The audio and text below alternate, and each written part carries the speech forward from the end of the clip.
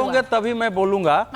और मैं थोड़ा सा, वैसे तो मैं अतिरिक्त समय नहीं मांगता हूं, लेकिन कुछ फैक्चुअल सिचुएशन रखना, मुझे क्या बोल रहे हैं उनका क्या है उस पर मैं नहीं जाऊंगा। ठीक है। राहुल गांधी जी से और सोनिया गांधी जी से, राहुल गांधी जी से 50 घंटे ईडी पूछताछ पहले कर चुकी है। ईडी अपने आप कोई मामला दर्ज नहीं करती है। जब किसी पर इनकम टैक्स का, सीबीआई का केस होता है, उसमें मनी लॉन्ड्रिंग आती है संपत्ति का, तब उस पर ईडी मामला दर्ज करती है। अब इसमें दो बात आई है, एक तो ईडी से संबंधित जो अजय जी ने बोला है। अब इस समय जो राहुल गांधी के बारे में जो कहा जा रहा है, देखिए 2019 के चुनाव में राहुल गांधी जी ने जो एफिडेविट दिया था, मैं केवल ये कह रहा हूं कि भाई जब तक प्रूफ नहीं हो कोई दोषी नहीं है, लेकिन जो केस है उसके बारे में कह रहा हूं। उसमें बताया था कि 15 करोड़ 88 लाख रुपए हमारे पास है और 72 लाख रुपए लोन है। और उन्होंने 2014 में बताया था कि हमारी संपत्ति 9 करोड़ 40 लाख है, 72 लाख रुपए का लोन है। 2014 में भी 72 लाख और 2019 में भी 72 लाख।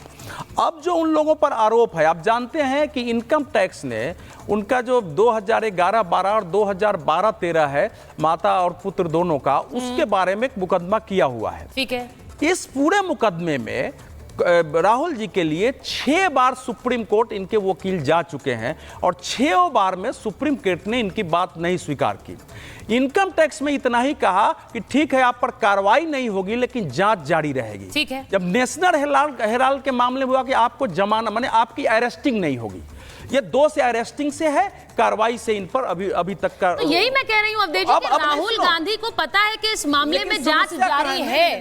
अब ये दाव पहले, ये क्या इस वजह से दाव चला जाता है कि अगर कार्रवाई हो तो आप पहले ही कहते कि देखिए मुझे तो पता था ये कार्रवाई होगी। आधा फैक्ट है, देखो आधा। मैं एक बार एक ब्रेकिंग बता दूं अवधेश जी, आ रही हूं खबर, ये आ रही है निशिकांत दुबे केंद्रीय, उन्होंने आरोप लगाया है, उन्होंने कहा कि ईडी भ्रष्टाचारी पर ही छापा, अगर भ्रष्टाचार किया है तो ईडी छापा मारेगी और अगर भ्रष्टाचार नहीं किया है तो ईडी छापा नहीं मारेगी। वायनाड में अपनी विफलता से ध्यान भटकाने की कोशिश कर रहे हैं राहुल गांधी।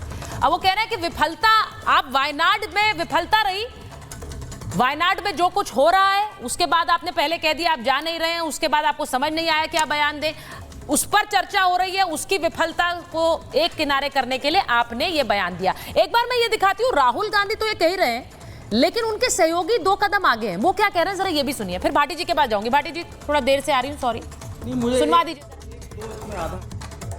एक साजिश रची जा रही है और ये साजिश यहाँ नहीं विदेश की भूमि पर रची जा रही है, ये मैं आपको बता रहा हूँ। कुछ भी हो सकता है, हमले भी हो सकते हैं हमारे सबके ऊपर, राहुल जी के ऊपर, मैं इतना कह सकता हूँ। राहुल गांधी कह रहे तो सही कह रहे होंगे, कोई कुछ नहीं कर पाएगा। तो भाटी जी, राहुल गांधी अगर कह रहे हैं तो सही ही कह रहे होंगे। दूसरी बात, उन पर जान से मारने की साजिश चल रही है, वो भी विदेशी धरती पर। अब ये कुछ ज्यादा नहीं हो गया है भाटी जी? राहुल गांधी जो कहेंगे सत्य वचन कहेंगे और जान से मारने की साजिश रचने लग गई सरकार। सुचरिता जी, दो बात कहना चाहूँगा। एक तो राहुल गांधी विपक्ष के नेता हैं। लोकतंत्र में जितने महत्वपूर्ण प्रधानमंत्री होते हैं उतना ही महत्वपूर्ण विपक्ष का नेता भी होता है। तो मीडिया जितनी गंभीरता से माननीय मोदी जी को लेता है उतनी गंभीरता से मीडिया को राहुल गांधी को भी लेना चाहिए। ऐसा नहीं होना चाहिए कि प्रधानमंत्री तो कुछ भी ऊल जलूल भी बोल दे, सोते जागते, वो भी पत्थर की लकीर है, वो भी वेद वाक्य है, और विपक्ष के नेताओं पर हमेशा उनका मखौल उड़ाया जाए, उनको हल्के में लिया जाए, उनको आरोपित किया जाए। ऐसा लोकतंत्र में नहीं होना चाहिए। नहीं भाटी जी सबसे बड़ा झूठ ये है। भाटी जी, मैं एक चीज ऐड कर देती हूँ, उसके बाद अपनी बात रखिए। नहीं, मैं एक बस एडिशन कर रही हूँ। भाटी जी की आवाज नहीं आ रही है मुझे, मैं एक चीज बस ऐड कर रही हूँ। अगर चक्रव्यूह वाली भाषण की वजह से ईडी रेड हो रही है तो फिर तो वो रेड अखिलेश यादव पर पहले होनी चाहिए, क्योंकि वो सबसे ज्यादा दमदार आजकल भाषण दे रहे हैं, संसद के अंदर भी और संसद के बाहर भी। तो अगर दमदार भाषण की वजह से रेड हो रही है तो फिर तो पहले अखिलेश यादव पर होनी चाहिए, क्योंकि वो तो सीधे निशाना भी लगा रहे हैं और वो तंज भी कस रहे हैं। ये मैं कई बार बोल चुकी हूं आपसे।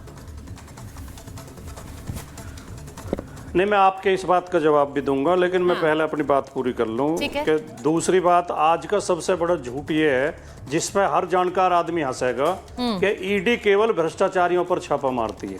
यह आज का सबसे बड़ा झूठ है। ठीक है। आज का सच यह है कि ईडी केवल मोदी विरोधियों पर छापा मारती है। इसके कई उदाहरण मैं दे सकता हूं। अभी लेटेस्ट जो ताजा उदाहरण है वो हेमंत सोरेन का है। हेमंत सोरेन के बारे में न्यायालय ने क्या कहा बेल देते हुए? हेमंत सोरेन के खिलाफ कोई सबूत नहीं है, उनकी गिरफ्तारी की कोई जरूरत नहीं थी। एक राज्य के निर्वाचित मुख्यमंत्री को आप 5 महीने अवैध रूप से जेल में रख सकते हैं, तो इस देश में क्या जुल्म हो सकता है इसकी कल्पना की जा सकती है।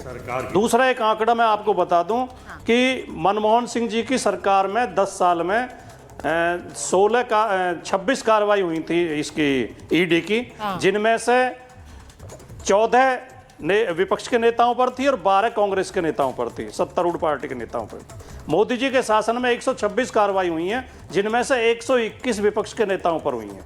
तो ये इस बात के जीते जागते प्रमाण है हेमंत सोरेन का केस, अरविंद केजरीवाल का केस, और ये आंकड़ा 126 में से 121 के इस देश में ईडी की कार्रवाई केवल विपक्ष के नेताओं पर होती है। अब आपने सवाल पूछा अखिलेश यादव पर क्यों नहीं हुई? अखिलेश यादव के खिलाफ जिस तरह के भारतीय जनता पार्टी के लोग षड्यंत्र कर रहे हैं, तो संभव है कल को उन पर भी हो जाएगी। अभी मैंने ये नहीं कहा भाटी जी, मैंने ये नहीं कहा कि उन पर क्यों नहीं हो रही है। शर्मनाक बात योगी जी ने कही। मैंने सिर्फ ये कहा कि अगर अच्छा भाषण पैमाना है और हिट करने वाला भाषण पैमाना है तो अखिलेश यादव तो वो बखूबी कर रहे हैं आजकल। इसलिए मैंने कहा कि पहले तो उन पर हो जानी चाहिए। मैं ये कह रही हूं, मैं तो तारीफ कर रही थी आपके नेता के भाषण की। मैं आपकी बात के जवाब में केवल एक गोविंद गुलशन का शेर पढ़ देता हूं। गोविंद गुलशन का एक शेर है कि बुझने से जिस चिराग ने इंकार कर दिया, बुझने से जिस चिराग ने इंकार कर दिया, चक्कर लगा रही हैं हवाएं उसी के पास। जो इनके सामने सीना तान के खड़ा है, इनके सारे टारगेट उसी पर हैं, सारे हमले उसी पर हैं। इन्हें हर तरीके से, चाहे ईडी हो चाहे दूसरे तरीके हो, उसे ही घेरने का प्रयास करते हैं। विपक्ष में आजकल अखिलेश यादव जी और राहुल गांधी शानदार काम कर रहे हैं, शानदार तरीके से। भाटी जी आपकी सवाल का जवाब। गांधी शानदार तरीके से काम कर रहे हैं, लेकिन अभी तक उन्होंने एक बार भी ईडी का डर नहीं दिखाया। उन्होंने ईडी का डर के बारे में कभी नहीं बात की। इतने समय हो गया, अरविंद केजरीवाल बार बार ईडी का डर दिखाते रहे और नेता उसके बारे में बोलते रहे, लेकिन राहुल गांधी ने कभी नहीं कहा कि ईडी की रेड मेरे घर होने वाली है। अब अगर वो ये कह रहे हैं शाजिया जी, तो क्या उनके अंदरूनी सोर्सेज हैं, उनके लोग ऐसे हैं? भाई संजय राउत ने कह दिया जान से मारने की साजिश हो रही है राहुल गांधी को। हाँ, वही मुझे लग रहा है कि जो अरविंद केजरीवाल जी का जिन जो है अभी राहुल गांधी जी के अंदर आ गया है। और हमारे भाटी जी कह रहे थे हमारे भाई हैं बहुत अच्छे और बहुत अच्छी शेर व शायरी करते हैं, लेकिन इनका शेर बहुत ज़्यादा जनरल है। ये शेर जो है किसी पर भी बैठ सकता है, मतलब आप किसी पर भी, चाहे आप मोदी जी